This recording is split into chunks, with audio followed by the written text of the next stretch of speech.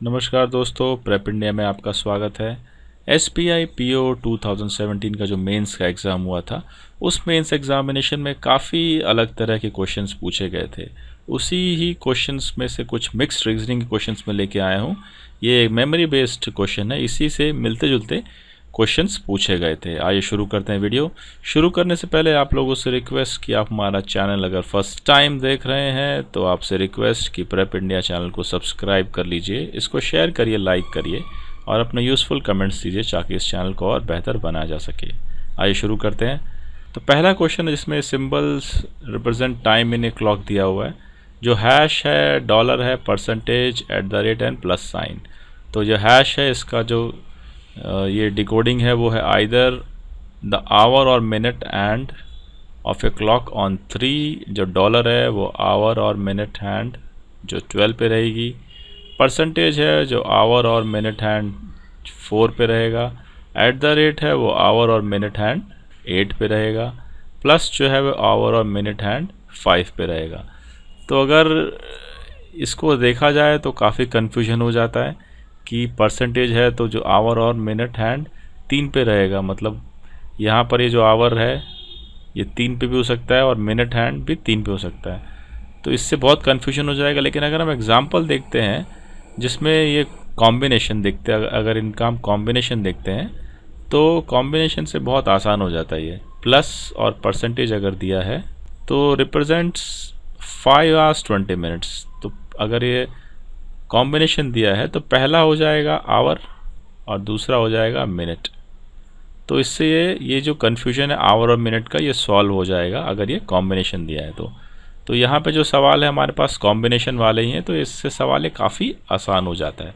जैसे अगर ये कॉम्बिनेशन दिया प्लस और परसेंटेज का, तो पहला ये आवर हैंड हो जाएगा, दूसरा ये मिनट हैंड हो जाएगा। अब आवर कितना है तो वो यहाँ देख सकते हैं, जो कि 5 दिया है तो ये 5 आवर्स हो जाएगा। और ये परसेंटेज में कितना दिया है 4, तो ये मिनट हैंड 4 पे है। मिनट हैंड अगर 4 पे होती है और ये 5 पे होता है, आवर हैंड 520 हो जाएगा। ओके, तो इसी बेसिस पे हम ये सवाल सॉल्व करते हैं। तो क्वेश्चन यहाँ पे दिया है the train reaches station at time $+। तो पहले इसका टाइम निकालते हैं, कितना हो जाएगा। डॉलर का टाइम है, मतलब कि ये अभी आवर हैंड हो गया है और ये मिनट हैंड हो गया है। तो आवर और मिनट, तो मिनट को निकाल देंगे, आवर लेंगे, 12 पे है तो ये 12 हो जाएगा। और मिनट हैंड प्लस है, यहाँ पे मिनट हैंड 5 पे होगा। तो अगर मिनट हैंड अगर 5 पे रहेगा तो ये 25 मिनट्स हो जाएगा। सो ये 12:25 टाइम हो गया। इसका जो है इक्विवेलेंट ये 12:25 हो गया है। If it's gets late by 8 hours 15 minutes then what is the time at which it reaches the station. तो ये जो टाइम है ट्रेन का ये 12:25 है पहुंचने का। अगर ये 8 आवर्स और 15 मिनट्स लेट पहुंचती है तो आप इसमें जोड़ दीजिए 12:25 में 8 और 15 मिनट्स, तो जो भी टाइम आएगा वो उसका पहुंचने का टाइम होगा। अभी 12 से 8 मतलब कि सीधे 8 आवर्स हो जाएगा उसका पहुंचने का। और 25 में आप ये 15 मिनट और ऐड कर दिए तो ये 40 हो जाएगा। सो इसका पहुंचने का टाइम हो गया है 8:40। ओके, तो 8:40 को अगर हम इसको सिंबल में अगर करते हैं कन्वर्ट, तो देखिए 8 कहाँ पर है, पहले 8 यहाँ पर है जिसका सिंबल है @ और 40 का जो अगर हम मिनट हैंड में कन्वर्ट करेंगे तो 40 का मिनट हैंड 8 पे आएगा, यानी 8 हो जाएगा यहाँ पे 8। और आप देखेंगे कि 8 का भी मिनट हैंड भी @ ही है। सो ये आंसर हमारा टाइम हो गया है उसके ट्रेन के पहुँचने का। ओके, तो आपको ये समझ आ रहा होगा। 8:40 हमारा टाइम आया कि जब ये ट्रेन लेट पहुँचेगी। अब इस 8:40 को हमें कन्वर्ट करना है सिंबल में। तो पहला जो है 8 का जो ये है फर्स्ट @ हो जाएगा। अभी मिनट हैंड निकालना है। मिनट हैंड 40 का जो इक्विवेलेंट होता है 8 मिनट का, तो ये 8 भी एट द रेट हो गया है। तो हमारा जो सिंबल हो गया है वो एट द रेट हो गया है, और आंसर है हमारा ये डी पार्ट। ओके, तो ये काफ़ी आसान सवाल ही है, इसको आप एग्ज़ाम में आशा आपने इसको सॉल्व कर ही दिया होगा। चलिए अगला क्वेश्चन लेते हैं। तो ये तो इंस्ट्रक्शन तो सेम ही है। अब ये क्वेश्चन पढ़ते हैं। A person has to catch a train that is schedule to depart at the rate and percentage. इसमें सेम ये एक आवर हो गया है, ये मिनट हैंड हो गया है। It takes a person 4 hours and 15 minutes to reach the railway station from his home. तो यहाँ लिख देते हैं 4 hours and 15 minutes उसको पहुँचने के लिए चाहिए स्टेशन पे। At what time should he leave from his home for the railway station to arrive at the station at least 25 minutes before the departure of the train. तो कहने का जो क्वेश्चन है वो पूछ रहा है कि कितने बजे उसको घर से निकलना चाहिए ताकि वो 25 मिनट जो पहले पहुंच जाए डिपार्चर टाइम के ट्रेन से। तो पहले इसको हम देखते हैं, ये जो दिया है इसका टाइम में कितना होता है, इसको टाइम में डिकोड करते हैं। तो एट द रेट का मतलब है यहाँ पे 8, तो यहाँ 8 hours हो गया है, और परसेंटेज जो है मिनट्स में ये है 4। तो मिनट में अगर 4 रहेगा मिनट हैंड तो 820 हो जाएगा। तो 820 को ट्रेन का टाइम है। अब उसको 4 घंटे 15 मिनट उसको ट्रैवल टाइम है और उसको 25 मिनट पहले पहुंचना है। तो टोटल टाइम हम निकाल लेंगे, उसको टोटल टाइम कितने पहले घर से निकलना चाहिए। तो इतना उसका ट्रैवलिंग टाइम हो गया है और इतना इसको मार्जिन चाहिए उसको 25 मिनट का। सो टोटल उसको टाइम जो घर से पहले निकलना पड़ेगा वो 4 hours और 40 minutes घर से पहले निकलना पड़ेगा। तो इसी टाइम में हम ये माइनस कर देंगे अगर, तो कितना हो जाएगा 8 hours 20 में से हम 4 hours 40 minutes को सबट्रैक्ट करना है, 340 हो जाएगा। ओके, सो उसको 340 को निकलना पड़ेगा ताकि वो 4 hours 40 minutes का टोटल टाइम उसको मार्जिन मिल जाए और वो ट्रेन पकड़ सके। अब इसको हमें सिंबल में कन्वर्ट करना पड़ेगा। सो सिंबल में अगर कन्वर्ट करेंगे तो 3 कहाँ पर है, 3 देखिए आप, ये हैश बना हुआ है। और 40 को अगर हम मिनट में करेंगे तो ये 8 आएगा इसका जो, और 8 हो गया है एट द रेट। तो एट द रेट, तो हमारा ये जो सिंबल है हैश और एट द रेट, यानी कि hash and at the rate, B part correct है। ओके, तो 340 टाइम आए उसको हमने सिंबल में कन्वर्ट कर लिया। 3 का सिंबल है यहाँ पे आवर हैश, और जो मिनट है मिनट 40 मिनट्स है। 40 मिनट्स में वो कौन सी सुई कॉरस्पॉन्ड करेगी 40 को, 8, जो कि यहाँ पर है 8, और उसका जो कॉरस्पॉन्डिंग कोड है ये एट द रेट। ओके, तो ऐसे ही अगला क्वेश्चन सॉल्व करते हैं। A train is scheduled to leave the station as at plus and at the rate, plus and at the rate. A person has reached the station 20 minutes before the train scheduled time. At what time the person has reached the station? तो ये जो time है ये time को train निकलनी है, और जो आदमी है वो 20 मिनट पहले पहुंच गया है ट्रेन के छूटने के टाइम से। तो जो आदमी है, जो पर्सन है, वो कब पहुंचा है। अब इसको हम कॉरस्पॉन्डिंग टाइम निकाल लेते हैं। प्लस का है यहाँ पे 5 और एट द रेट का है यहाँ पे 8, यानी कि 8 पे जब सुई रहेगी बड़ी वाली तो 40 होगा, यानी 540 उसका ट्रेन का टाइम है, ट्रेन टाइम टू डिपार्ट। अब वो 20 मिनट पहले पहुँचा है, यानी 20 मिनट इसमें से माइनस कर देंगे। तो वो कितने बजे पहुँचा है, 5:20 को पहुँचा है। अब इसको हम सिंबल में कन्वर्ट करेंगे तो 5 का कॉरस्पॉन्डिंग प्लस हो जाएगा, और 20 यहाँ पे रहता है जिसका कॉरस्पॉन्डिंग 4 है। 4 मतलब परसेंटेज हो गया है यहाँ पे, परसेंटेज। तो जो हमारा आंसर है ये प्लस एंड परसेंटेज हो गया, जो कि डी पार्ट है।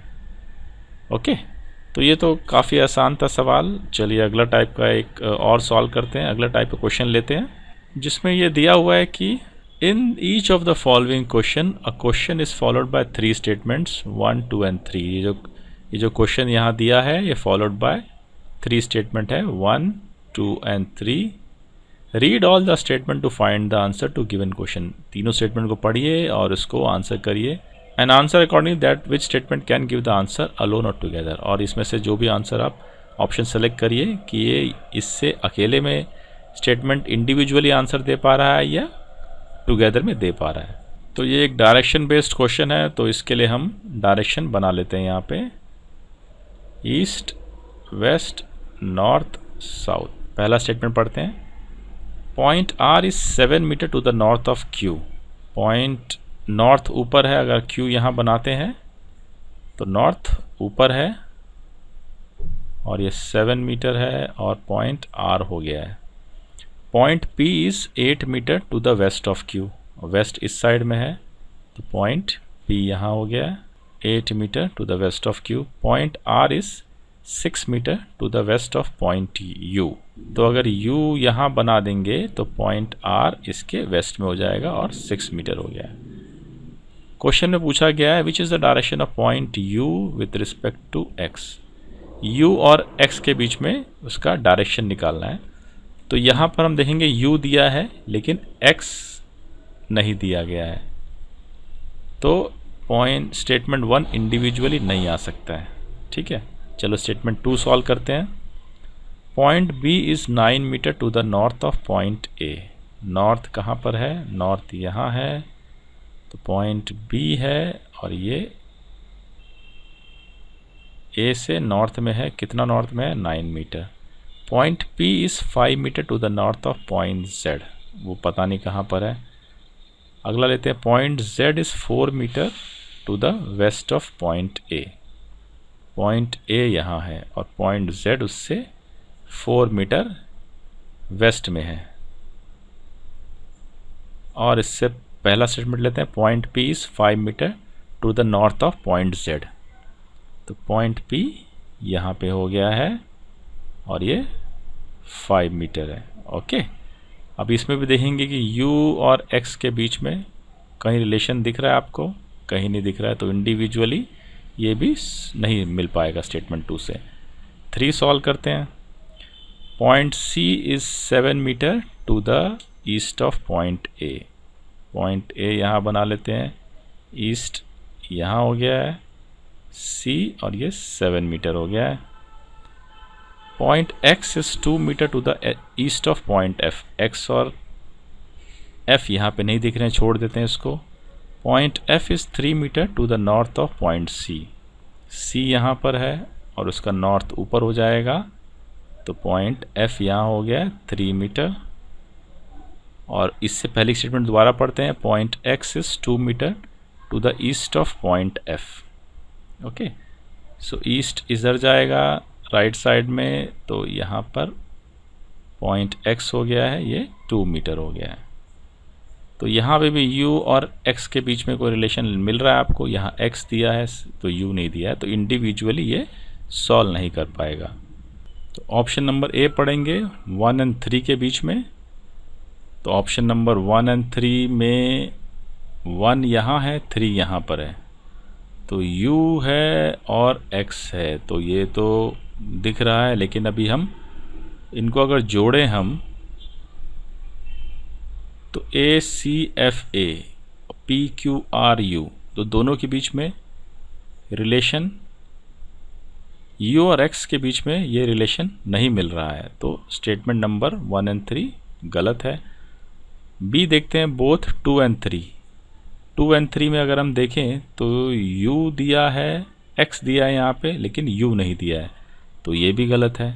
अभी ऑल 1, 2 और 3 तीनों को कंबाइन करते हैं अगर हम, तो क्या होगा यहाँ पे अगर हम कंबाइन करते हैं तो PQRU,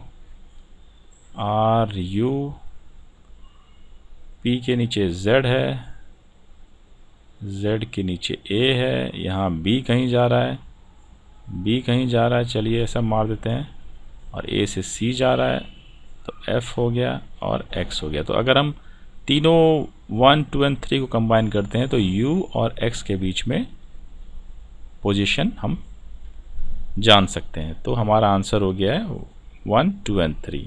ओके, तो इससे ऑप्शन नंबर सी करेक्ट है।